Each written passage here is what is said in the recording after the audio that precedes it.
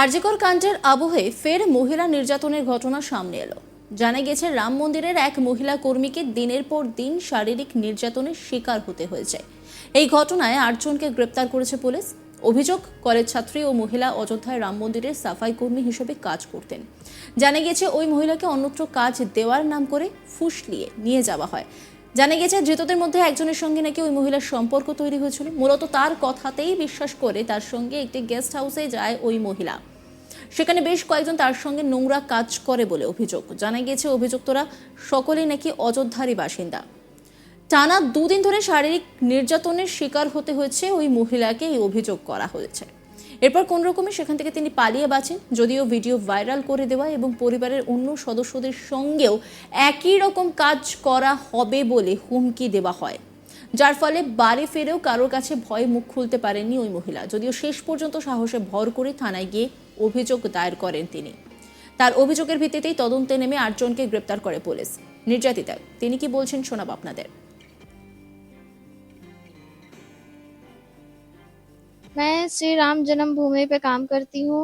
अभी फिलहाल मेरा काम छूट गया है इस घटना के तहत। ये घटना अंगूरी बाग गोकुल गेस्ट हाउस में हुई है। एक लड़का मेरा दोस्त था, उसमें से उसने मेरे साथ मतलब पहले दोस्ती की, फिर वो मतलब रिलेशन में भी वो था। इसी साल से वो मेरे साथ रिलेशन में भी था, लेकिन वो अचानक से अपने दोस्तों के साथ में बातचीत करके पता नहीं क्या कैसे, मुझे नहीं पता उस सब चीज़ के बारे में, लेकिन उसने ऐसा पता नहीं क्या किया कि 4 लड़कों को बुला के उसने मेरे साथ ज़बरदस्ती सब कुछ किया। और जबकि मैं वहाँ से भागने की भी कोशिश की, लेकिन सर में चोट लगने की वजह से मैं बेहोश हो गई। उसके बाद उन लोगों ने मेरे साथ गलत काम किया, जिसकी वजह से मैं शाम को होश आया तो जो वहाँ पे लड़के जितने लोग थे जिनको मैं देखी थी वो सब वहाँ पे नहीं थे। शाम को सिर्फ वहाँ पे 2 ही लड़का था, वंश चौधरी और विनय, वही दोनों थे। और फिर उसके बाद में मुझे शाम के टाइम में यहाँ से निकाल के, गेस्ट हाउस से निकाल के वो गैराज पे ले गए। वहाँ पे भी उन लोगों ने मेरे साथ वही सब दुष्कर्म किया मेरे साथ में। फिर उसके बाद में वीडियो वगैरह बना के रखे थे, जिसमें मतलब वो लोग मुझे ब्लैकमेल कर रहे थे। तो वो उसी वजह से मुझे बार बार वो अपने पास बुला रहे थे, रख रहे थे, फिर उसके बाद छोड़ देते थे, जिसके डर की वजह से मैंने ना पुलिस में बताया, ना अपने घर में बताया, ना किसी फ्रेंड को बताया, किसी को मैंने बताया नहीं।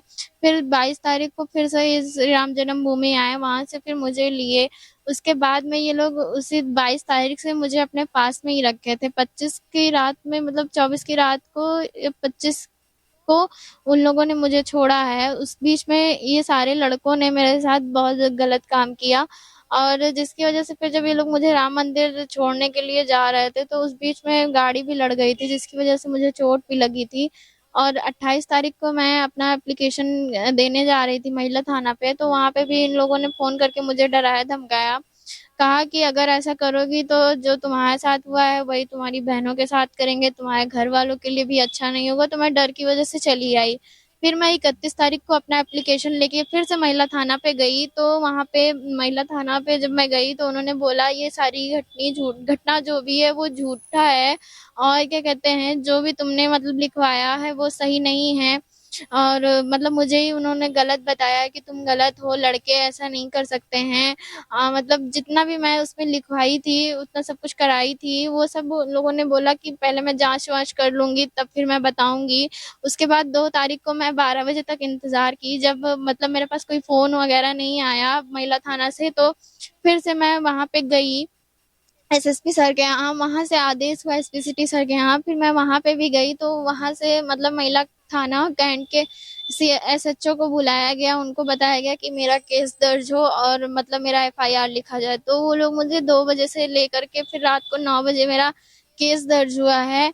फिर उसके बाद रात में 11:30 बजे मेरा मेडिकल भी हुआ। फिर उसके बाद में मतलब मुझे 36 घंटे तक बैठाए भी रहे, और एफआईआर हो जाने के बाद मुझे कॉपी भी इंतजार की, जब मतलब मेरे पास कोई फ़ोन वगैरह नहीं आया महिला थाना से, तो फिर से मैं वहाँ पे गई एसएसपी सर के यहाँ, वहाँ से आदेश हुआ एसपी सिटी सर के यहाँ। फिर मैं वहाँ पे भी गई, तो वहाँ से मतलब महिला थाना कैंट के एसएचओ को बुलाया गया, उनको बताया गया कि मेरा केस दर्ज हो और मतलब मेरा एफआईआर लिखा जाए। तो वो लोग मुझे 2 बजे से लेकर के फिर रात को 9 बजे मेरा केस दर्ज हुआ है। फिर उसके बाद रात में 11:30 बजे मेरा मेडिकल भी हुआ। फिर उसके बाद में मतलब मुझे 36 घंटे तक बैठाए भी रहे, और एफआईआर हो जाने के बाद मुझे कॉपी भी नहीं मिला। मेरे घर वालों को भी बहुत डराया धमकाया गया, दबाव बना के मेरा जो मैं एप्लीकेशन लेके गई थी एफआईआर लिखवाने के लिए, वो भी उसमें वो उसको उन्होंने नहीं लिखा, दूसरा एप्लीकेशन मुझसे लिखवाया अपनी भाषा में। बोले कि जो जो मतलब इसमें मेन मेन है वो चीज इसमें लिखो, और क्या कहते हैं उससे ज्यादा मतलब कुछ भी मत लिखना।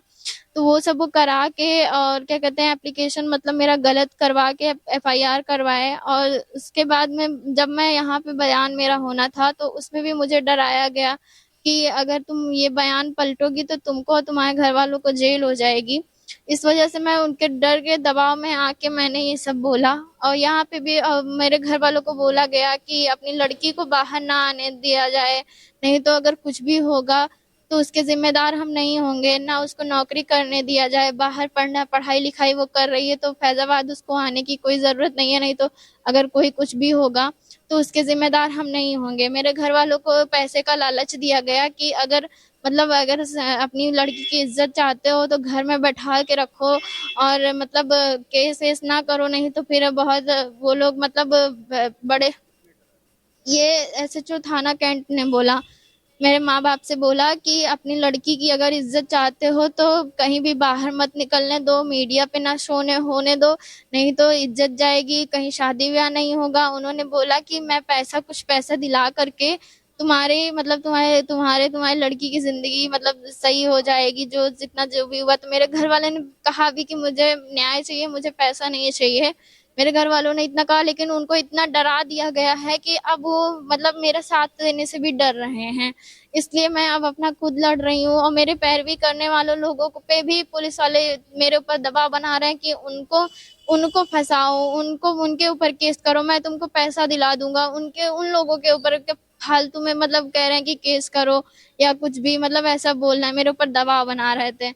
और अभी तक मुझे कोई भी, जितने लोग गिरफ्तार हुए कितने लोग नहीं हुए हैं, इन सब चीज की मुझे जानकारी भी नहीं दी गई है, ना मुझे थाना से एफआईआर कॉपी मिली है। আরজিকর কাণ্ডের আবহে ফের মহিলা নির্যাতনের ঘটনা সামনে এলো। জানা গিয়েছে রাম মন্দিরের এক মহিলা কর্মীকে দিনের পর দিন শারীরিক নির্যাতনের শিকার হতে হয়েছে। এই ঘটনায় 8 জনকে গ্রেপ্তার করেছে পুলিশ। অভিযোগ, কলেজ ছাত্রী ওই মহিলা অযোধ্যায় রাম মন্দিরের সাফাই কর্মী হিসেবে কাজ করতেন। জানা গিয়েছে ওই মহিলাকে অন্যত্র কাজ দেওয়ার নাম করে ফুঁসলিয়ে নিয়ে যাওয়া হয়।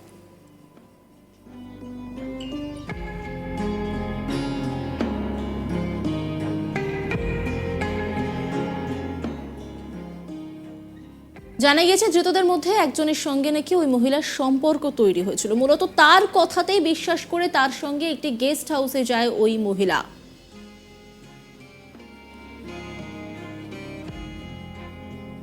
নজর রাখুন আজ তাক বাংলার ইউটিউব স্ট্রিমিংয়ে।